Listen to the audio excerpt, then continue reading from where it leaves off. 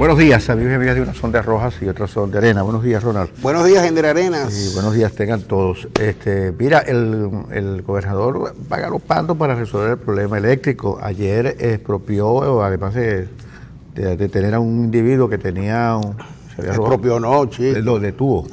Detuvo a un individuo que tenía en sus manos, había sustraído unos cables y además de eso le quitó las herramientas que ese señor utilizó, unos guantes y un alicate para trabajar con electricidad. Si le avanza enfrentar el problema eléctrico. Mientras tanto, ayer por supuesto, la ciudad volvió a vivir horas de negritud, horas de oscuridad. A mí me favoreció mucho porque me quitó la luz durante el juego del Barcelona-Roma y me salvé de ver y evité, me evitó ver la enorme pela que le echaron a mi equipo, lo que le dieron a mi equipo. Pero de verdad el problema eléctrico sigue siendo el problema central de esta ciudad. Es decir, acompañado de la basura, del problema del transporte, del problema de la inseguridad, acompañado de todos esos problemas, pero el problema de la electricidad. Y no nos cansamos de abrir el programa con este problema, porque todos los días los que viven martirizados por la falta de electricidad es el paravino, es el citadino, pues, ¿no? Amargado, irritado, y cada día se molesta mucho más porque los cortes son muy prolongados. Corpoelec dice que son 3 horas, pero hay algunas zonas de la ciudad que tienen hasta 12 horas sin electricidad. Ayer a un amigo nuestro del canal se le fue la electricidad, tuvo pequeños intervalos de electricidad, el resto del día fue sin luz. Entonces yo creo, mira, no basta decir que me llevé 2 plantas para el aeropuerto y las puse a funcionar y les puse un taller a los trabajadores para que aprendieran a manejar las plantas. Se trata de encarar el problema por donde tiene que ser encarado. ¿Cuál es el diagnóstico que se hace de la situación eléctrica en el Zulia?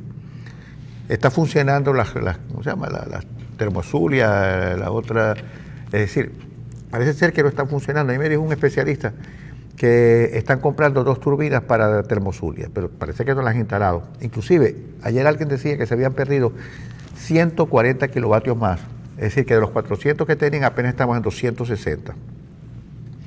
Eso no compensa la demanda de electricidad que tiene una ciudad como esta, donde el calor, es decir, las condiciones ambientales de la ciudad, hacen que se demande mucho más electricidad que en otras partes. Hay que resolver ese problema. Si no se lo resuelve, la gente va a estar irritada y ya comenzaron las primeras protestas. Y hay que buscar, una gobernabilidad para la ciudad. Esta es una ciudad que realmente tiene una maldición gitana sobre sus hombros. Mira, basura, oscuridad, inseguridad. Es una ciudad realmente desgraciada, pues. Fea además, fea. Esto es una ciudad fea. Y no es fea porque la naturaleza nos dio fealdad como atmósfera de la ciudad. Hemos producido fealdad. La hemos construido. Esto es una ciudad cuyo ambiente y cuya calidad de vida se ha deteriorado tanto que el ciudadano ha dejado de ser ciudadano para convertirse en un sobreviviente apenas de la ciudad, que deambula por la ciudad, que anda en camiones precarios como transporte público. Ayer creo que en San Jacinto, una camioneta llena de pasajeros, ya está adaptada, ¿no? Sí. Tiene sus sillas, sus butacas, sí. Pero, oye, los trencitos con que antes se celebraban los cumpleaños de los bebés, de los niñitos en la vereda del lago, hoy son parte del transporte público de la ciudad. Una ciudad que realmente está abandonada. Esta mañana cuando veníamos por la zona de San Jacinto vimos 2 zonas donde estaban quemando basura. Claro, basura y árboles caídos y cauchos. Parece una ciudad en periodos de preguerra. Hay una ruta que le llaman la tubería, ahora que mencionaste el transporte público, que la llaman la tubería. Esa tiene la parada por los predios de la plaza el 18 de octubre. Y los que pasamos por ahí con frecuencia vemos cómo pasan camionetas pick-up, pasan camionetas de las viejísimas, de las antiguas rancheras, como las llamaba uno. Lo que menos pasa son autobuses y carritos, pero cuando pasan autobuses es para coger palco, porque los autobuses, la gente se sale literalmente por las puertas y por las ventanas, porque son tan pocas las unidades que hay, que cualquiera que aparezca hay que meterse como sea, porque es prácticamente la única oportunidad que se tiene para desplazar, para regresar a su casa, para ir a los trabajos. Pero decía lo de las llamadas chirrincheras, lo de las camionetas picó y tal, es que les adaptan en las partes de atrás con unos tablones y tal, unos apoya para que pueda sentarse la gente, y hasta le ponen unas cosas como una especie de marcos de metal para que la gente vaya y se pueda agarrar y asirse. Y esa ruta de la tubería, yo me la imagino. Imagínate tú cómo pudiera ser esa ruta que arranca por los predios de la Plaza del 18 hasta allá, más allá del core 3. Imagínate tú el trayecto que tiene que hacer en esa situación, en esas condiciones, el riesgo que corre la gente, ¿no? Entonces, mira, los gobernantes locales y regionales, en lugar de estar pensando en el triunfo indudable que el presidente Maduro va a tener el 20 de mayo, deberían preocuparse más por el bienestar de los citadinos, por el bienestar de los zulianos y de los maracuchos en particular, que es lo que nos toca todos los días, más de cerca. Preocúpense por eso, por hacer una ciudad gobernable, por hacer una ciudad bonita, por hacer una ciudad vivible, porque es una ciudad invivible. Aquí no se puede vivir, porque ya el costo de la vida nos golpea demasiado. Pero si a eso le agregamos que no podemos salir a la calle porque nos pueden atracar, porque no podemos andar por la calle después de las 6 de la tarde porque todo está oscuro, o porque la hediondez, las moscas y los gusanos nos van a comer, entonces mira, dedíquense a gobernar la ciudad. Para eso no fueron electos, pues. Ender, en la próxima parte del programa vamos a estar conversando con alguien que le lleva el pulso precisamente al día a día de la ciudad, la concejal Ada Rafali, y vamos a estar tocando todos esos temas con ella, ¿no? A partir de las 7 de la mañana. Por ahora lo que te quiero decir es que el, entre comillas, insensato Poder Legislativo Nacional, léase la Asamblea Nacional, reitero lo de entre comillas y lo de insensata, decidió ayer no prestarle atención a la decisión que tomó el lunes el Tribunal Supremo en el exilio sobre el enjuiciamiento del presidente de la República. Sí, yo leí hoy los artículos de Marianela Salazar y Carlos Blancos. Ok. Que tienen 2 artículos y emplazan a la Asamblea Nacional a autorizar el antejuicio de mérito de Maduro. Ahora, eso es una decisión que tomó el TCJ en el exilio, que es de difícil aplicación por las circunstancias que tú señalabas ayer. Es decir, las circunstancias políticas que tiene el país hacen que eso es una decisión tomada en el extranjero por un ente que, si bien está legítimamente constituido por la Asamblea Nacional soberana, que fue electa por el pueblo, no tiene aplicabilidad, no tiene materialización por las circunstancias políticas que se viven adentro. Ahora, el TCJ en el exilio tiene que cumplir un precepto constitucional importante, que es enviar la nota o la decisión que tomó a la Asamblea Nacional. Si eso no ha llegado, la Asamblea Nacional no puede discutirle. Es que ese es el punto, y por eso era que te lo quería comentar. Esa es una decisión que tomó en Bogotá el Tribunal Supremo en el exilio el día lunes. La Asamblea Nacional tenía sesión ordinaria ayer. Pero para que la Asamblea Nacional tenga una sesión ordinaria ayer, quiere decir que hubo una convocatoria la pasada semana, y para que haya una convocatoria la pasada semana de la Asamblea Nacional tiene que haber una agenda del día, porque tienen que pasársela a los diputados previa antelación, porque los diputados no llegan a ningún cuerpo colegiado. Tú que has pertenecido a consejos de escuela, consejos de facultad, a ningún cuerpo colegiado tú llegas a una sesión ordinaria a ver qué va a pasar en esa sesión ordinaria. No, tú tienes una minuta del día sobre la cual vas a discutir, porque te tienen que dar la oportunidad de que tú te prepares. En el peor de los casos, en la sesión se pide una moción de urgencia sobre determinado tema, pero eso tampoco ocurrió. Ahora, a mí lo que me llama la atención son los artículos que tú mencionas de Carlos Blanco y de Marianela Salazar y de varios tuiteros, como los llamo yo, los mismos de siempre, que se oponen a todo lo que propone la oposición. Ellos se oponen, ellos no son, pareciera que no son opositores del gobierno, sino opositores de la oposición. Ellos escriben y dicen esas cosas, pero obvian una declaración de ayer mismo, muy temprano en la mañana, del presidente de la Asamblea Nacional, Omar Barbosa Gutiérrez, que él dice, la decisión del Tribunal Supremo en el exilio cuando llegue al Parlamento, la decisión del Tribunal Supremo en el exilio, Tribunal Supremo que designamos nosotros en la Asamblea Nacional, cuando llegue a la Asamblea Nacional será considerada, será debatida y será votada como corresponde en el régimen parlamentario por el cual ellos se rigen. Pero entonces se ponen a atacar a la Asamblea Nacional, son libres de atacar a la Asamblea Nacional, pero digan toda la verdad. Digan, nosotros queríamos que esto se realizara ya inmediatamente, porque para mí Marianela Salazar, para mí Carlos Blanco, para mí opositor de la oposición, es urgente, es de vital importancia que se realice ya. Pero digan también, ahora el presidente de la Asamblea Nacional ha dicho esto, esa parte no la dicen. Y lo otro es que no le vendan a la gente la certeza, que no le vendan a la gente la certeza de que va a ser aplicable. Si la Asamblea Nacional toma la decisión de que se enjuicie al presidente de la República, que es en realidad lo que puede hacer la Asamblea Nacional, ¿verdad? No crean que eso se va a realizar y eso va a ocurrir. Aquí hay gente que todavía está llorando. Aquí hay gente que todavía, no llorando, está protestando y reclamando, porque no hemos hecho buena las palabras de lo que se votó el 16 de julio. Y el 16 de julio que se había votado, la destitución del presidente de la República, la destitución del CNE, es decir, como si destituir al presidente de la República, como si destituir a los rectores del CNE fuera realmente posible en el estado actual de cosas. Sí, además, y eso es importante, es hacerle creer a la gente, crear la esperanza a la gente de que una decisión como esta, dadas las circunstancias, puede ser materializada.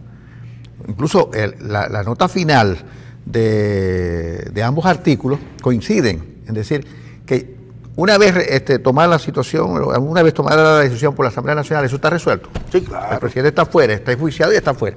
No, no es así, Marianela, no es así, Carlos Blanco. Este es un país donde no hay independencia de poderes, donde el poder está con los... Lo hemos dicho hasta la saciedad, hay tres poderes que están realmente maniatados al gobierno. Mira, hay decisiones de los tribunales constituidos en Venezuela, de los tribunales subordinados al Tribunal Supremo de Justicia o al todo el sistema de justicia. Mira, hay decisiones de esos tribunales de primera instancia, de alzada, superiores, del mismo Tribunal Supremo de Justicia, órdenes de excarcelación. Que los cuerpos de seguridad y en los centros de retención te dicen que no le prestan atención, el SEBIN, te dicen no.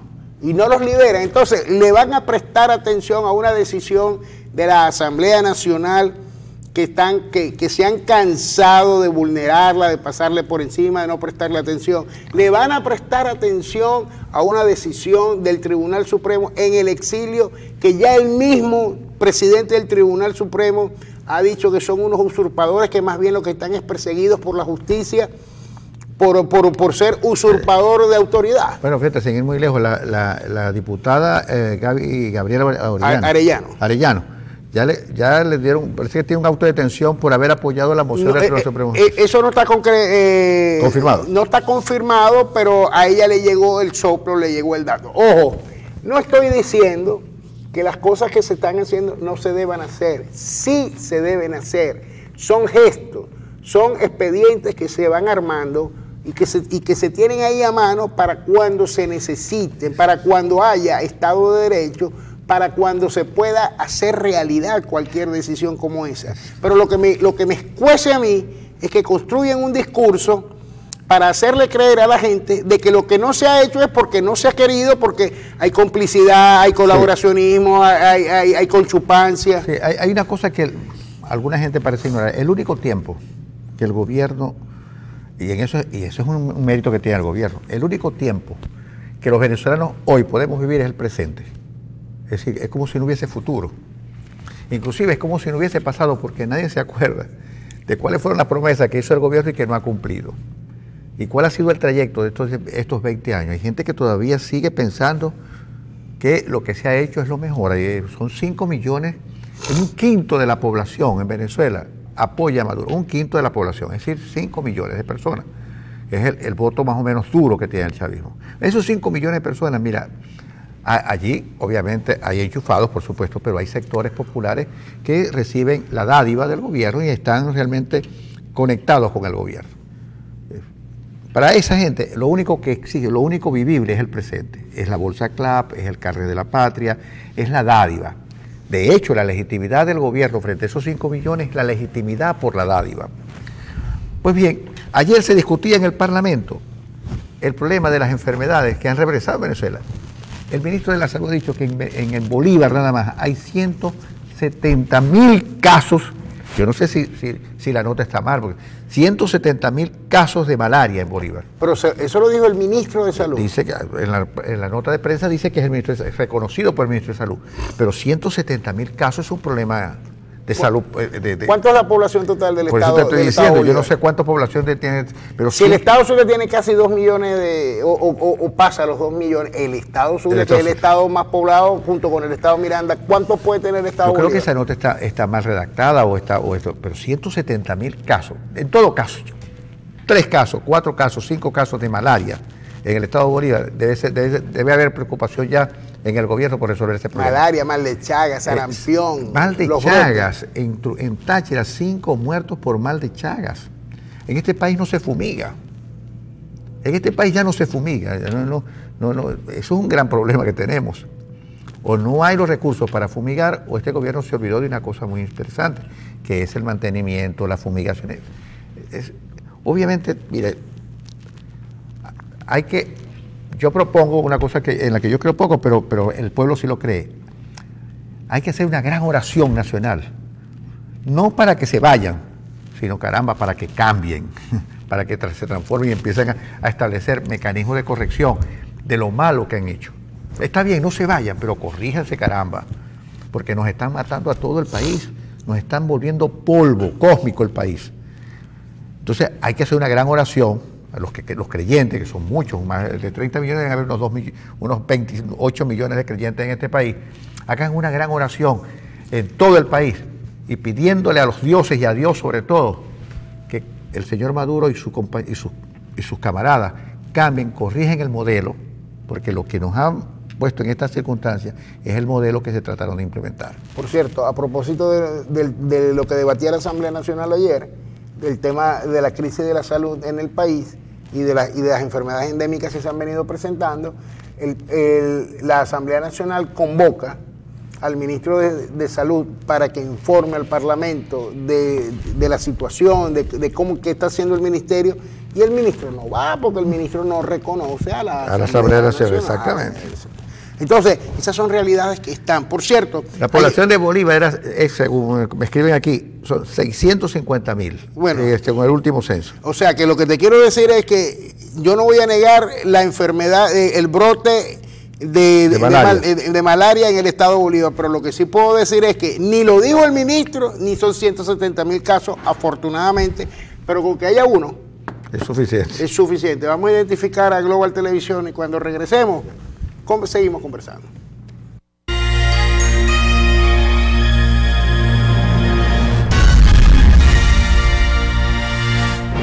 Aquí seguimos conversando con Ronald Rodríguez sobre... Inclusive hay una lista del SEBIN donde están unos periodistas que son catalogados como traidores a la patria, que es una expresión que puso sobre el tapete el chavismo desde temprano, en su afán de desconocer a los demás, de desconocer a los que no se piensan igual. Han sido catalogados de cualquier forma, traidores a la patria, o sea, apátridas, escuálidos, antipatriotas, es decir, un poco actividades que están, que pueden ser perfectamente calificadas de delincuentes sociales. Más o menos de esa manera es como el chavismo y la ideología chavista, y iniciándose con el propio Chávez, cataloga a los que difieren de sus ideas y a los que difieren de sus planteamientos. ¿Hay cuántos periodistas? 100. ¿Ah? Unos cuantos periodistas están sometidos a ese duro calificativo de traidores a la patria.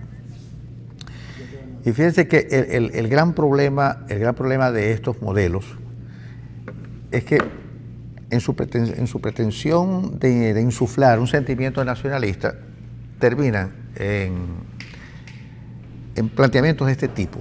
Es decir, los que no son como yo son extranjeros. Los que no piensan como yo no pueden hacer política. Les está vedado hacer política. Porque si la hacen, y esa política es contraria a lo que yo pienso, son delincuentes sociales, son traidores, son apátridas, son gusanos, son lo que sea. Eso es una calificación que este tipo de regímenes se da. Y por supuesto, en un país donde se había construido una sociabilidad más o menos incluyente, independientemente de que habían vicios, habían pobres y muchos, pero había ciertas formalidades en las que el otro era reconocido como un adversario, y los adversarios, ustedes saben que son adversarios, y se les reconocen como adversarios. Pero cuando se trata de traidores a la patria, se trata como enemigos. Y se les niega el pan y el agua. Exactamente. Y en el esquema realmente de Carl Schmitt, del propio Heidegger, del propio Hegel, porque allí está prácticamente los gérmenes del totalitarismo, los otros prácticamente inclusive pudieran hasta desaparecer eventualmente de manera física. Entonces hay que pedirle al gobierno que este lenguaje hay que hacerle un exorcista de la narrativa del poder político en Venezuela. Porque aquí obviamente caemos todos, podemos construir un nuevo nosotros, si es que queremos resolver la crisis de este país. Ahora, si no queremos resolverla, si en verdad no queremos el país, bueno, este es el lenguaje que debe ser dominante y debe ser predominante. Los demás son traidores, los demás son escuálidos, los demás son gusanos, los demás son apátridas, es decir, todo lo execrable con el cual se puede anunciar. Es necesario volver a construir una nueva sociabilidad. Es necesario volver a construir un nosotros, no una tribu. Es decir, no pensar que la totalidad es no una tribu, pero pensar prácticamente en que es necesario volver a recuperar la idea de comunidad que hemos perdido, porque este país está partido. Antes la mayoría era chavista, iniciándose, hoy en día no es así, pero el país sigue partido. Entonces es necesario volver a tejer la sociabilidad, volver a construir la posibilidad de reconocerlos en el otro. Si no nos podemos mirar en los ojos del otro, no hay posibilidad de democracia. Ninguna posibilidad. Pero eso juega en dos sentidos.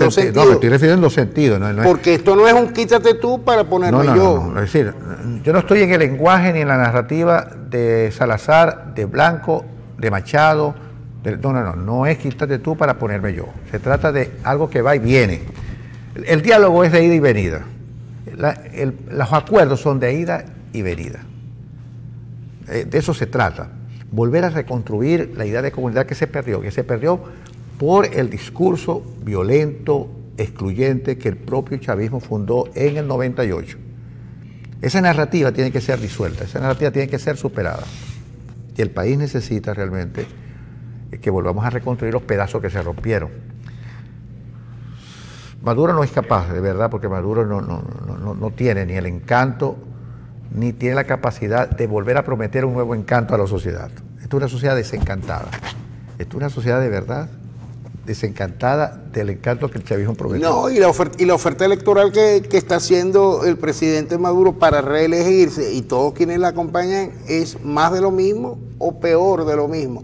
O peor aún, nos dice que a partir del momento de su elección es que podrán venir los cambios económicos que necesita el país. Uno se pregunta, ante la urgencia y el drama que están viviendo los venezolanos, ¿por qué esperar? Empieza a implementarlo desde ahora. ¿Por qué, por ejemplo, no se le busca una solución al tema cambiario, que ya ni siquiera referente oficial o semioficial hay, sino que hay 3, 4, 6 opciones y posibilidades, y ya el Voldemort, como lo llaman por ahí, andan rozando los 500 bolívares por dólar, ¿no? Entonces, ¿por qué esperar? No los 500 bolívares, 500.000 bolívares. 500.000 bolívares. ¿Por qué esperar hasta después del 20 de mayo, cuando él presuntamente se asume reelecto para tomar esas medidas? ¿Por qué no empieza desde ahora? El problema, Ronald, se agudiza porque las expectativas de la gente para después del 20 de mayo son negativas.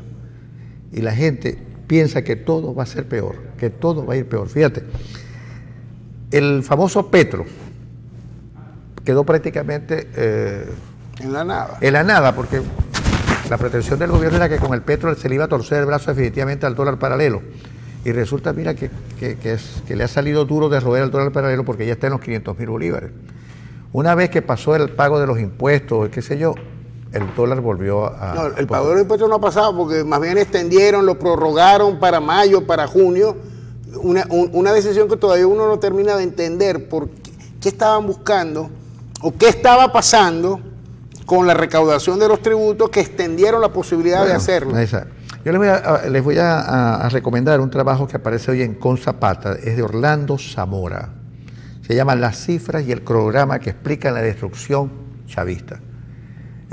No tiene desperdicio porque lo tiene en cifras y en proyectos inconclusos que el gobierno trató de implementar y que nos tiene metidos en estos lodos que tenemos hoy, ¿no? Así que, mira, ya llegó Ada Rafali, ¿no? Sí, ¿por qué no? Voy a leer algunos mensajes mientras Ada Rafali se acomoda en el bullpen. Exactamente. Así que voy a leer algunos mensajes que están aquí. Nos han enviado muchos ya, estamos más de 40 mensajes, imagínate tú. No los puedo leer todos. Pero aquí dice, sí, Chirulí, siga soñando. Esos para lo único que sirven es para seguir robando nuestra riqueza. Hay que entender que a esos, o sea, al gobierno no les interesa el país. En el sector donde yo vivo no se puede hablar mal del gobierno porque te amenazan de no darte el clap. Esto es una cosa vil y muy perversa porque mucha gente lo necesita. Dice este amigo que nos está escribiendo. Se habla en Colombia por Radio Caracol de que el señor Maduro tiene orden de captura por Interpol. Eso es una cosa que emitió la fiscal, se lo pidió a Interpol, pero eso no tiene ningún tipo de materialización. Porque, no solamente que no tiene... Porque la Interpol no persigue, no hace persecuciones políticas. No, legalmente la Interpol no puede procesar una orden de captura de un presidente en ejercicio. Pero creo que además la Interpol se cuida mucho de hacerle seguimiento a personas acusadas de delitos políticos o de cuestiones políticas. No lo hace. Señores, saludos de Global TV. Este gobierno siempre miente, dice el señor Luis. ¿Por qué después del 20 se va a dolarizar la economía? Viva Falcón, dice este amigo que nos escribe. Maduro es un idólatra de Stalin y no está pero Dios le tiene preparada una sorpresa a él y a toda su gente. Bueno, yo he dicho muchas veces que Dios no se mete en estos asuntos, que Dios está ocupado en estos problemas que son mucho más terribles para la humanidad. Pero Dios no se mete en estos asuntos. Estos asuntos son de incumbencia estrictamente venezolana. Este es un mundo construido por los venezolanos. Aquí no se metió ninguna mano divina, ninguna mano invisible y ninguna mano peluda. Esto es una cosa que la construimos nosotros y nosotros tenemos que resolverla. Así que, como decía la canción de Ali Primera, no basta rezar. Y además, como dice nuestra invitada de hoy, que comentó muy suavecito, al César lo que es del César y a Dios lo que es de Dios. Bienvenida, Ada Rafali, concejal del municipio de Maracaibo, presidente de la Comisión de Urbanismo, bastante activa. Yo decía al comienzo del programa que le llevaba el pulso prácticamente a la ciudad. Y entonces yo le decía a Ender Arena, vamos a esperar que llegue ella para que concrete con cifras, con planes, en fin, con lo que tenga a mano del caos que nosotros estamos visualizando en la ciudad, ¿no? Sobre todo ahora que tenemos 100 días de gobierno municipal con un nuevo alcalde, el señor Willy Casanova. ¿Cómo se ve desde la Cámara Municipal y cómo ve Ada Rafali, que anda en contacto permanente con las comunidades y con los vecinos, la realidad de Maracaibo hoy día? Bueno, muy buenos días, gracias por la invitación a este programa. Efectivamente, si nosotros hacemos un balance de estos primeros 100 días del alcalde Casanova, pareciera que son muy similares al del gobernador Prieto. Con grandes publicaciones en los periódicos, prácticamente copan las 2 hojas que están saliendo diarias, es decir, que los mantienen Pero además, en el caso de Casanova, él en los 100 días lo que ha hecho es meterle la mano o pretender meterle la mano en el bolsillo a los administrados, a los contribuyentes, a los zulianos. ¿Por qué digo esto? A los maracuchos. Esto a los maracuchos. Lo digo porque simplemente se inicia aprobando un decreto a nuestro juicio absolutamente ilegal, que fue el decreto 002, no sé por quién asesorado, y Manu Militari establece que durante los primeros 3-4 meses, con la única finalidad de rescatar la ciudad y de garantizar la prestación de unos servicios efectivos y eficientes, ese decreto tiene fecha de diciembre, tiene que pagar la gente el 1%, inclusive dice personas jurídicas y naturales, con base a los ingresos brutos de sus actividades económicas del ejercicio del año 2017. Bruto, no el neto siquiera. No, sí, bruto, porque acuérdense muy bien de una cosa, el impuesto de las actividades económicas, la base imponible de acuerdo a la ley, son los ingresos brutos. La configuración del impuesto de actividades económicas es distinta al impuesto sobre la renta, porque el impuesto sobre la renta el contribuyente solo declara el enriquecimiento, descuenta gastos de gravámenes. Aquí no, tu ingreso bruto lo pechas con la alícuota que establece la norma. Entonces, con base a ese decreto, que a nuestro juicio ha sido absolutamente ilegal y que, por cierto, en el caso nuestro nos reunimos con todos los organismos empresariales que hay, de eso puedo dar fe yo. He estado en Fedecámara, hemos estado en la Cámara de Comercio, hemos estado en la Cámara Inmobiliaria, en la Cámara de la Construcción, en todas las cámaras advirtiendo, señores, defiéndanse, búsquense sus abogados, porque nosotros hacemos la denuncia, pero no podemos asumir esa defensa. Entonces, Manu Militari, ¿qué ha hecho la alcaldía? Le ha puesto una pistola a los contribuyentes y le dice, no te doy la solvencia de inmuebles urbanos, no te doy tu solvencia, tu inscripción para actividad económica, si no me pagas el impuesto. Y la gente con mucho miedo, porque lo poco escaso que puede trabajar entre apagón y apagón necesita subsistir, lo ha pagado. Y fíjate, ayer, por cierto, yo no lo aprobé, porque si yo estoy criticando la legalidad de ese decreto, no puedo levantar la mano para aprobarlo como crédito adicional. Al municipio Maracaibo le han entrado en estos 3 meses, producto de la productividad de ese impuesto, 40.000 millones de bolívares que la gente, Manu Militari, por temor y por miedo, ha pagado. Pero además, y eso lo digo porque lo tengo los pelitos en la mano, porque yo voy y veo los créditos adicionales que presenta. El señor Willy Casanova a la fecha ha recibido más de 150.000 millones de bolívares que le ha remesado el CENIAT, una misión CENIAT que ayer se aprobó ese crédito adicional. La gobernación del estado Zulia y directamente el presidente Maduro. Si nosotros aprobamos un presupuesto de 249.000 millones de bolívares a la fecha, enero, febrero, marzo y lo que va de abril, el señor alcalde ha recibido más de la mitad del presupuesto. ¿Y cuál es el escenario urbano que vemos en la ciudad? Ningún semáforo sirve. Todas las intersecciones semaforizadas están malas. La basura no han terminado de resolver el problema de la basura, porque acuérdense muy bien que el año pasado, el 14 de junio, dictaron una medida, el TSJ, bajo el amparo de la solicitud de la gobernadora anterior, para que se interviniera ese servicio y lo tomara la gobernación. Todavía no se ha dado el traspaso legal. O sea que Willy se puede hacer el Willy y puede decir que el tema de la basura es responsabilidad de la gobernación. Bueno, es que es mancomunada la cosa. No solamente se puede hacer el Willy, sino que esa intervención pasó porque la gente ya no, eso que paga por la recolección de la basura se lo pagué a la gobernación por orden del TSJ. Yo estoy en conocimiento que el señor alcalde estuvo en el TSJ, hizo la solicitud, pero a la fecha no sabemos si se ha materializado o no. Pero ¿qué es lo más grave? Lo más grave no es eso, sino que ellos introdujeron una nueva ordenanza que va a pechar a todos los maracuchos en el pago de la recolección de la basura, el gas y inmuebles urbanos, donde se irrespeta un principio que es de vieja data, que es el principio de legalidad tributaria. Hay 2 principios fundamentales en materia tributaria. Primero, que los impuestos no pueden ser confiscatorios. Tú no te pueden cobrar más de lo que tú ganas. Y dos, que hay que todo lo relacionado con los impuestos, el hecho imponible, la base imponible, las dispensas, las exoneraciones, las exenciones, tienen que estar en una ley. Y es muy claro nuestro derecho y la Constitución. ¿Quién tiene la competencia en materia municipal para aprobar las leyes? Los consejos municipales. Y en los estados, los consejos legislativos. Y a nivel nacional, la Asamblea Nacional.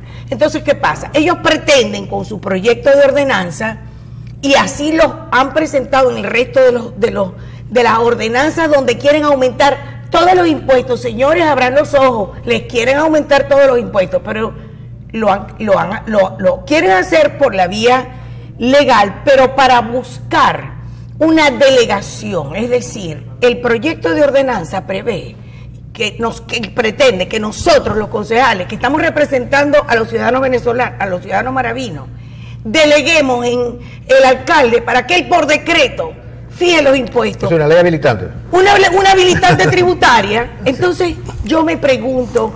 Eso es un estilo de gobierno que se ha impuesto en este país, el autoritarismo del titular de la acción, es decir, todo poder ejecutivo quiere tener todos los poderes en sí mismo. Ok, y tú estabas hablando ahorita del diálogo, de la palabra, que es el don más importante para que una sociedad pueda convivir y subsistir. Esta mujer que está aquí tuvo la semana pasada 5 horas reunidas con 7 chavistas y yo, tratándolos de explicar y de convencer con coherencia, con la Constitución en la mano, el Código Orgánico Tributario, la Ley Orgánica del Poder Público, porque yo no estoy exigiendo nada que no esté previsto en nuestro ordenamiento jurídico. Señores, ustedes no pueden hacer eso, y nosotros, los legisladores locales, no podemos delegar en ustedes ni en el alcalde para que cuando él discrecionalmente le dé la gana, aumenten los tributos de un servicio que, dicho sea de paso, yo estoy consciente que se tiene que incrementar. La hiperinflación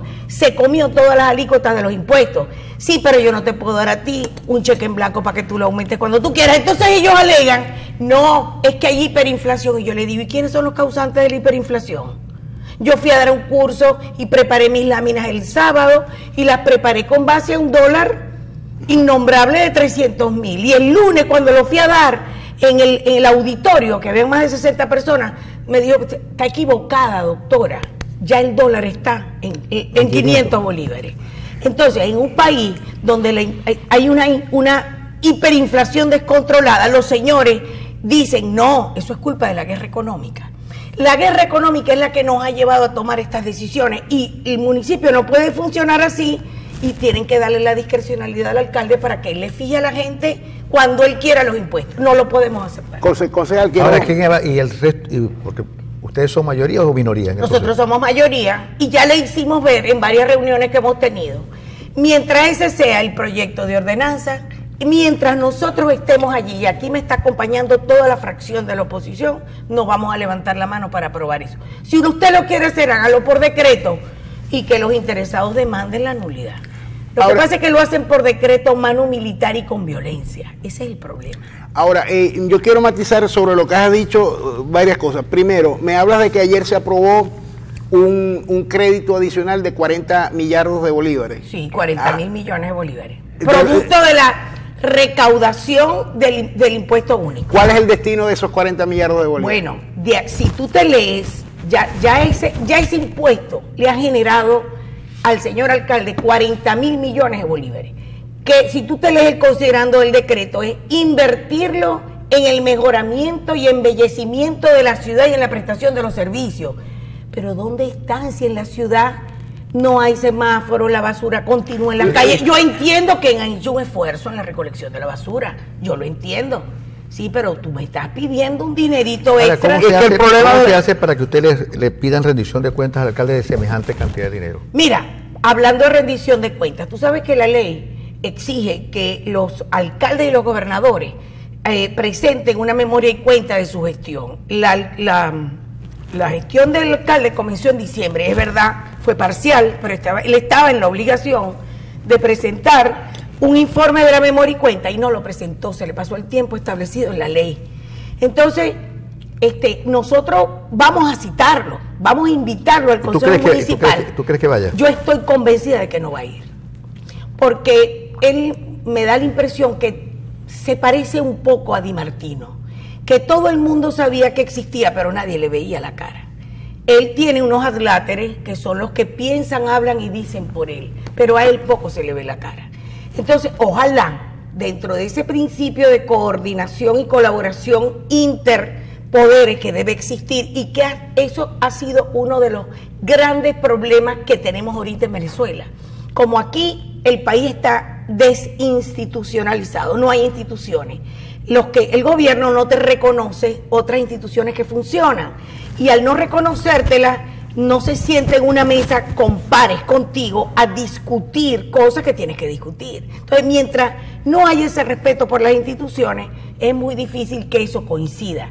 Nosotros lo vamos a invitar y tenemos una ordenanza de comparecencia de funcionarios y de terceras personas, y ellos pueden no ir, y en la mayoría de las veces tenemos como antecedente, cuando hemos citado al presidente, dígame, al presidente de Corpoelec, a propósito de los apagones desgraciados que nos tienen la vida aniquilada a los zulianos y a los maravinos, porque eso es una desgracia que estamos viviendo, claro. Aquí jamás existe, no, estoy ocupado, gestiones de gran importancia me impiden asistir, no dan la cara, igual con el tema de Hidrolago, igual con miles de representantes de empresas nacionales, porque no se nos olvide una cosa, la prestación de los servicios depende de empresas nacionales. Ahora, una de las grandes promesas del alcalde Willy y del gobernador es que, como nosotros estamos alineados con el gobierno, ahora las empresas, y tú estás viendo anormalidades como esta, y yo lo vi en los periódicos a grandes titulares. El alcalde, y eso no está en el presupuesto municipal, y eso no es competencia del municipio, porque desde que se aprobó aquí la ley del servicio eléctrico, todo lo relacionado con la generación, transmisión, comercialización, distribución y cobro de la prestación del servicio eléctrico depende de una empresa nacional del Estado venezolano que se llama Corpoelec. Ergo, ellos dijeron, todas las concesiones que habían firmado con los municipios son inexistentes, la competencia es nuestra. Sin embargo, tú ves esta normalidad. El señor Casanova está anunciando con bombos y platillos que él está pagando las instalaciones eléctricas de las plantas eléctricas y de líneas de transmisión. Señor, eso lo tiene usted presupuestado. Ya yo le anuncié al Contralor, yo voy a hacer una denuncia ante la Contraloría, porque en materia de ingresos y de gastos fiscales y de gastos normales, de acuerdo a la ley de administración del sector privado financiera y de acuerdo a la ley, tú no puedes incurrir en un gasto si no lo has presupuestado. Bueno, por eso está preso Leopoldo López inicialmente. Ah, bueno, no, pero... lo del Leopoldo es por desvío. Lo de Leopoldo fue por desvío, porque una partida para X cosas la utilizó en otra cosa. Se desvió para otra cosa. Entonces, ¿cómo? Si eso no está dentro del presupuesto del municipio, porque hay una empresa nacional que presta ese servicio, ¿cómo ves tú, por ejemplo... Y no solamente lo está haciendo él, yo toda esta semana copando las 2 páginas de los periódicos que pueden circular porque les dan papel, los grandes titulares es el gobernador y el alcalde iluminando a la ciudad, colocando lámparas, colocando transformadores, viendo cómo pueden solucionar este dantesco problema de la electricidad que se va a poner peor. Ahora, ¿qué pueden hacer los maracuchos? ¿Qué podemos hacer? ¿Qué pueden hacer los maracuchos? Porque tienen el Consejo Municipal a su favor. Y nosotros no vamos a levantar la mano. ¿Qué pueden hacer los maracuchos para resolver este problema que tú has dicho, que eso de verdad que nos tiene angustiados? Porque no es... Ya nosotros entendimos lo que Corpoelec quiere hacer. No son 3 horas diarias que se nos va la luz, son sino 3 horas de luz que no... Porque el mayor tiempo es que estamos sin electricidad y apenas... O sea, la luz no es que viene, no es que se va, sino que viene de vez en cuando. Exacto. Bueno, no, imagínate ahora, tú todas las Santa María que están abajo... Eso es terrible. Ahora, ¿qué puede hacer el maravino frente a una situación como esta cuando no tiene ni la menor capacidad para resolver nada? Porque todo está en manos de extrañas. Todo está en manos de unos señores que se creen omnipresentes y omnipotentes y que quieren echarle la culpa de todos sus males a la propia oposición, a los propios empresarios que dicen que esto es una guerra económica. Ahora, porque eso es un discurso vacío que ellos te lo sacan como un estandarte en cualquier discusión. Yo me levanté de esa mesa del día jueves porque terminamos en ese tema y yo le dije, con ustedes es imposible discutir. Porque si todo lo que está pasando en el país es producto de la guerra económica, entonces ustedes tienen que ser coherentes. Oigan. Bueno, ayer afortunadamente en la sesión que yo fui, veo muy sudoroso al síndico que se sentó al lado mío con una camisa roja. El síndico es de apellido Baral, ¿no? No, Baral, Carlos Baral. Es el consultor jurídico. Era el asesor de Di Martino y ahora es el asesor del señor Willy Casanova. Imagínense por dónde vienen los tiros, ¿no? Pero además el síndico es un señor que hasta no hace nada, es un abogado, es constituyentista por el Zulia y él siempre se ufana en decir, yo fui electo constituyentista, yo soy jurista. Estaba todo acalorado y yo le dije, John, ¿qué te pasa? Bueno, que tengo toda la noche sin dormir. Ah, entonces está sudando, qué desastre. Y yo dije otra palabra fea y me dijo, tienes toda la razón. Lo que pasa es que ellos te lo dicen en off. Claro.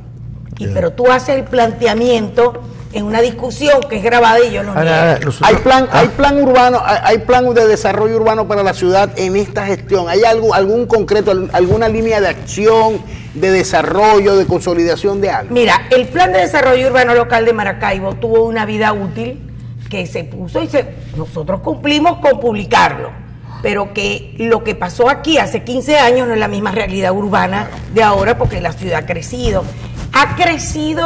pero en forma desordenada y anárquica, porque lamentablemente que las autoridades, ni las autoridades nacionales, porque ¿cómo crece ordenadamente una ciudad? Cuando tú tienes un gobierno eficiente y efectivo que te pone luz, que te pone agua, que te pone gas, que te recoge la basura. Pero si tú no consolidas los servicios públicos, ¿qué inversionista te va a hacer un desarrollo multifamiliar o unifamiliar de urbanizaciones si no cuenta con los servicios? Tú vas ahorita, como si eres constructor, a Corpoelec a pedir una constancia de factibilidad para ver si puedes levantar un edificio que tiene zonificación y te la niegan. Ah, no, porque no nos garantizamos el agua, no garantizamos la luz. Y Don Lago te dice lo mismo. Entonces, ¿qué ciudad puede crecer así? ¿Cómo está creciendo? Totalmente irregular. Se nacen los barrios, se multiplican, vienen los negocios. Entonces, ¿qué pasa? Señores, hay que de verdad invertir en hacer un plan de desarrollo urbano local y pagar a los expertos. Vamos a una pausa, pero cuando regresemos, porque nosotros, de verdad, no es porque tú estés aquí, pero tú eres una concejala activa. No, yo estoy metida en el fuego y digo, hago lo que puedo hacer. Pero ¿sabes una cosa? Yo no veo a los otros concejales en la misma actitud. Identificamos. No te lo puedo contestar.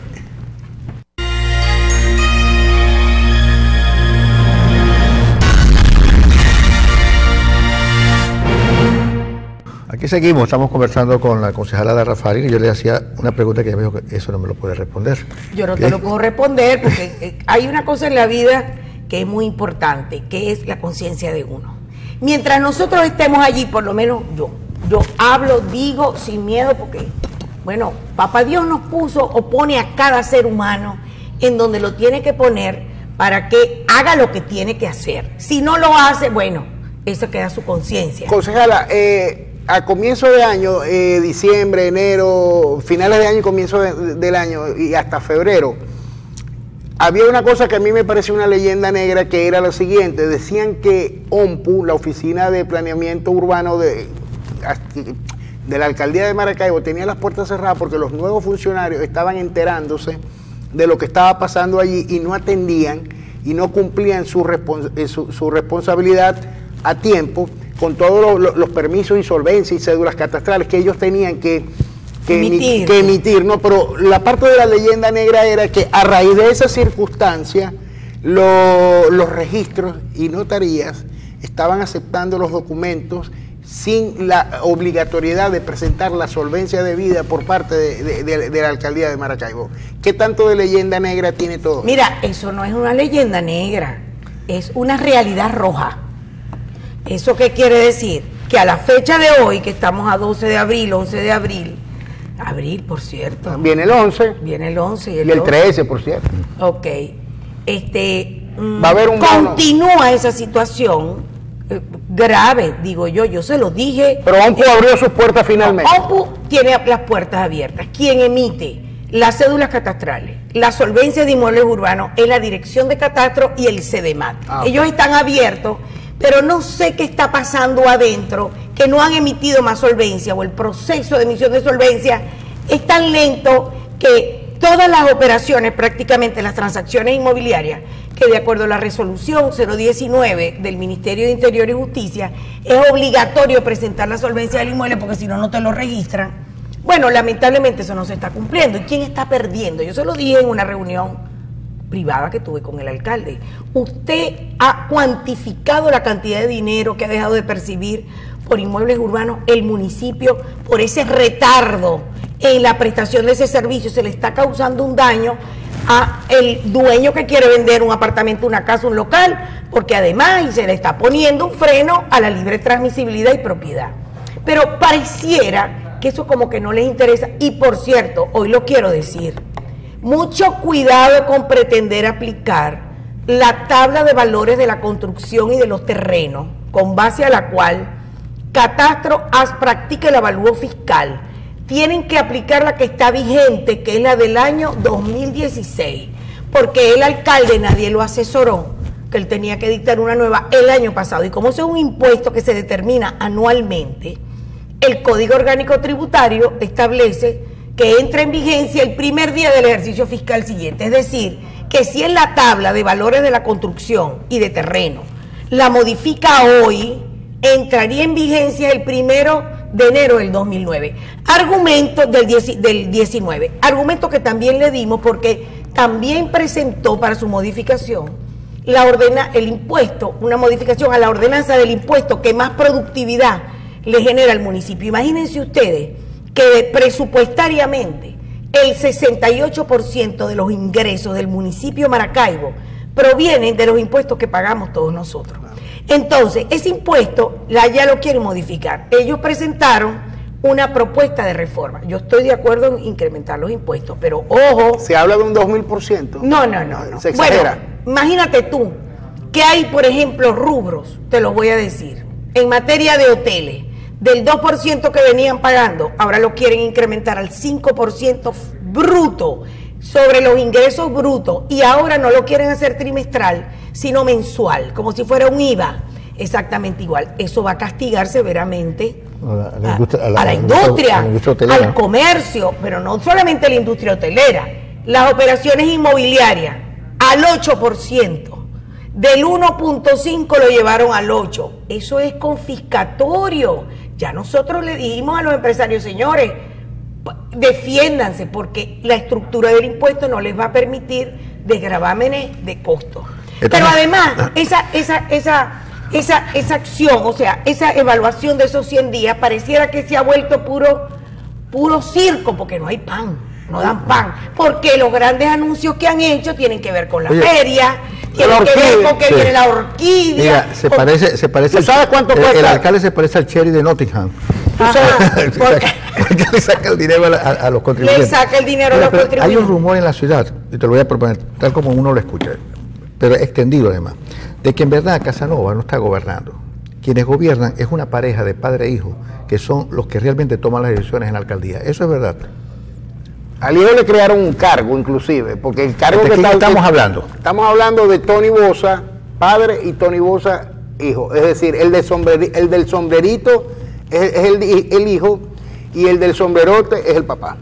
Ah, el papá usa sombrero también. No, un lenguaje coloquial. Hay un rumor en la ciudad que dice, incluso ayer me dijo, sabía que Ada venía para que vea, el señor Casanova no es tan malo. Ahí los malucos, me lo dieron así, son los Bosa. Sí. Mira, yo te voy a decir, les voy a confesar una cosa. Yo tuve una entrevista con el alcalde, recién llegando, que fui a visitar a mis hijas en enero, me entrevisté con él. Y bueno, él me dijo, me dicen por ahí que usted es una mujer muy fregada, y le dije, sí, míreme la cara, yo soy, además, no lo digo detrás de las paredes, se lo digo a usted. Soy muy cumplidora de las leyes y de las cosas, y a la hora de defender los intereses de mi representado, lo hago, porque ese es mi deber. Pero me pareció en el intercambio de cuestiones que él tiene una buena intención. Y le dije, asesórese bien. Creo que sus asesores tributarios no fueron los mejores. Los metieron inaugurando su gestión en este decreto 002. Ese decreto está mal dictado por esto. Él a todo hacía así.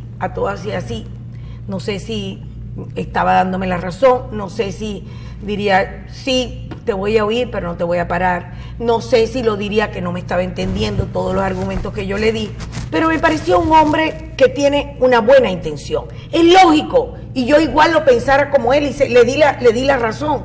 Usted no puede hacer buena gestión, no puede garantizar la prestación de unos servicios eficientes y efectivos sin dinero.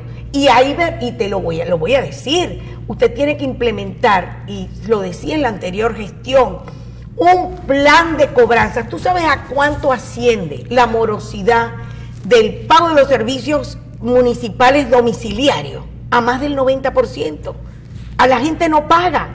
Y entre otras cosas, en el proyecto de ordenanza ellos quieren eliminar la rebaja que nosotros pusimos, porque al venezolano y al maracucho le encanta una rebaja, una rifa, una cosa. Sí, sí. Y los pocos que pagaban, lo pagaban porque tenían un descuento, el que pagara los primeros meses del mes por adelantado, que era muy bueno para el municipio porque recibía mucha liquidez.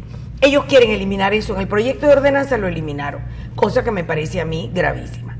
Entonces, es verdad que el municipio no es una institución de beneficencia pública, es verdad que no es un hospital que recibe donaciones.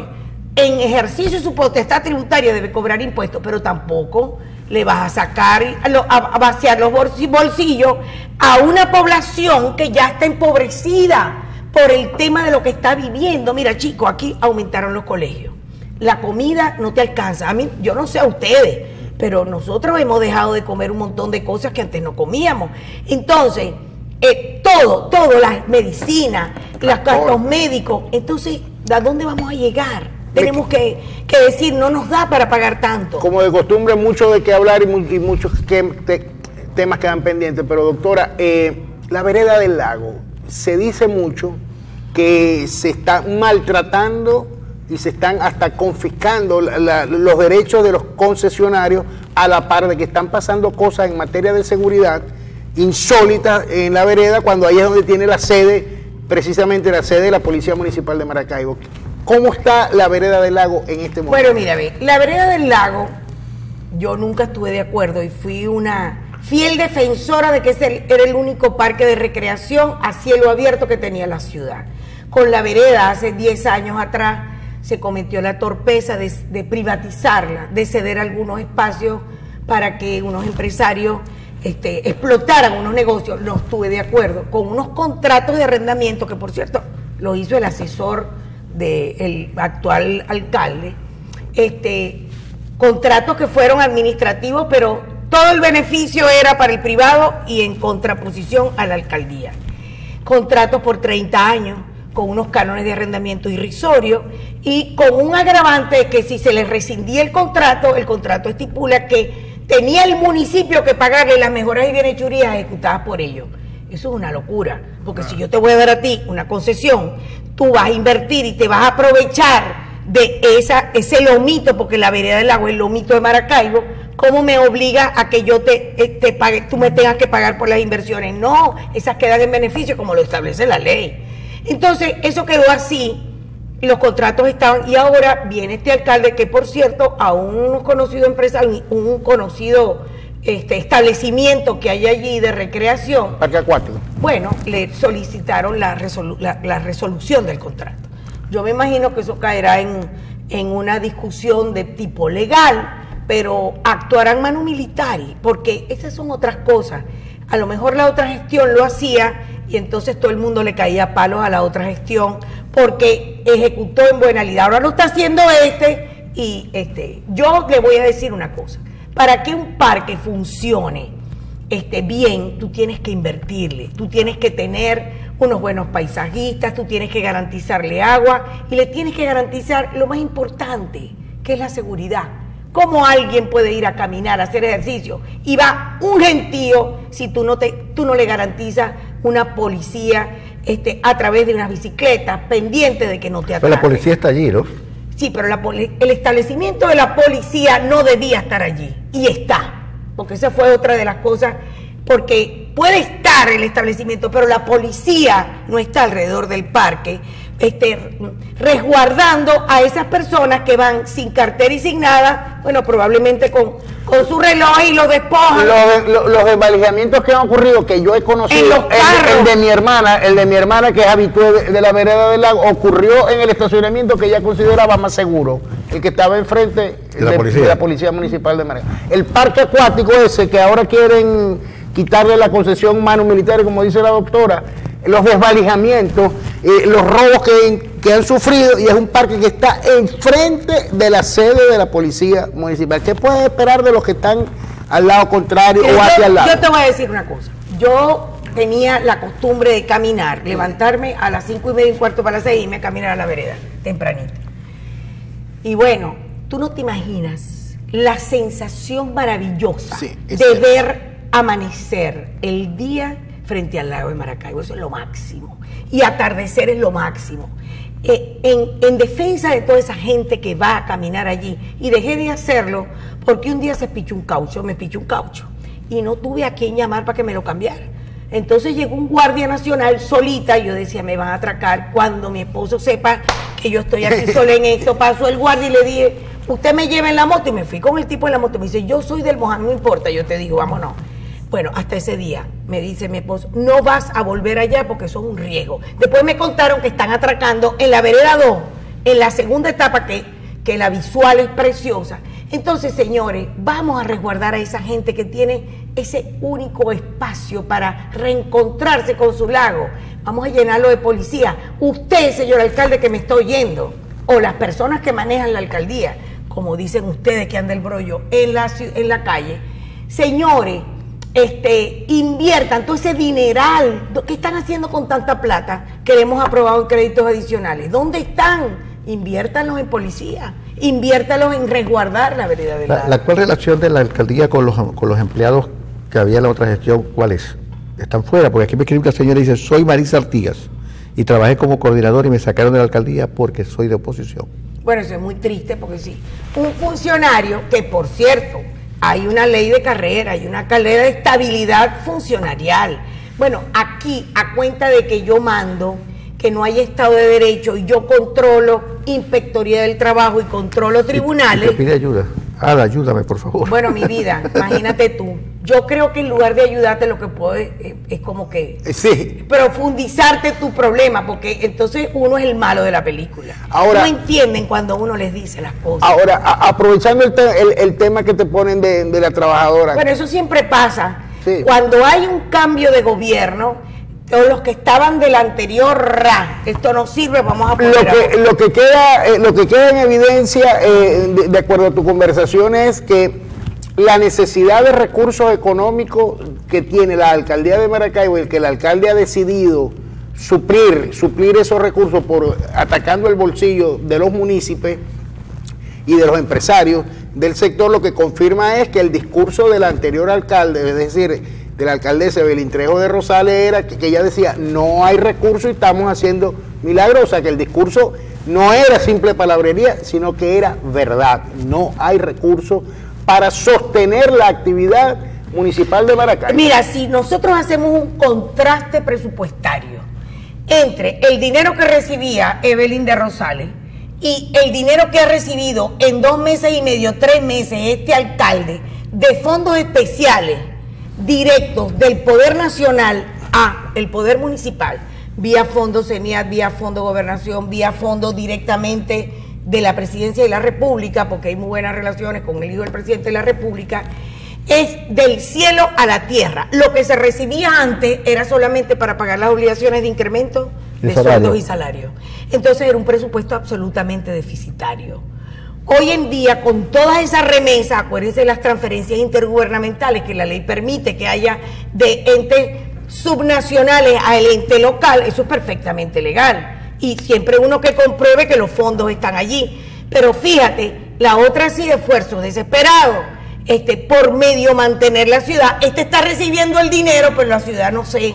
Yo la veo como fantasma. Y los trabajadores creo que tampoco están recibiendo los beneficios, porque lo que uno escucha es que los incrementos que han habido, los bonos, las estatiques no están equiparadas con los aumentos, los incrementos. Bueno, mi amor, es que no es solamente eso, es un fenómeno que está pasando en la alcaldía de Maracaibo. Yo creo que en todos los organismos públicos y privados no alcanza absolutamente para nada.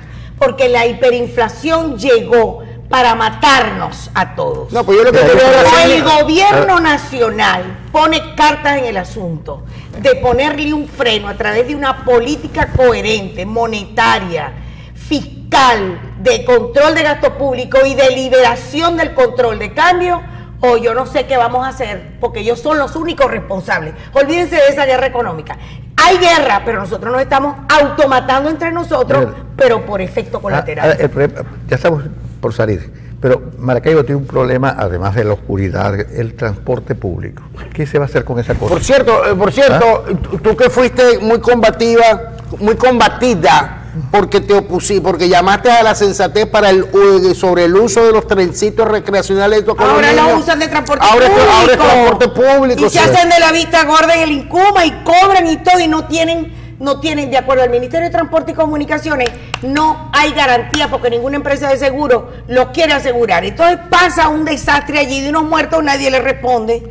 El problema, uno ve a la gente montar en esas camionetas, esos camiones, esas chirricheras. Todas destartaladas. Y entonces, bueno. Ustedes sabían que más del 50% del parque automotor, de los carritos por puesto, de los carros que estaban circulando, no siguen circulando porque no tienen batería, no tienen con qué reparar los repuestos, no tienen con qué pagar las partes, los cauchos le cuestan $1.000 millonarios. Nosotros vamos a volver a la bicicleta y a las dos paticas a caminar. Y eso es la realidad. Ese fenómeno no solamente está pasando en Maracaibo, claro, está pasando también en Caracas. Por ahí hay una cifra que dice que en Maracaibo el parque automotor perdió 300.000 vehículos. Pero salgan a la calle para que se den cuenta que ni carros hay en la calle. Bueno, tenemos que irnos, lamentablemente. Hay tantos problemas Fíjate, no llegamos ni a un 1% de los problemas que tenemos. Bueno, mi vida, invítenme otra vez. La segunda parte. Bueno, nos comprometemos a eso, Ada. Tengan muy buenos días, pásenla bien, si se puede. Y hasta mañana.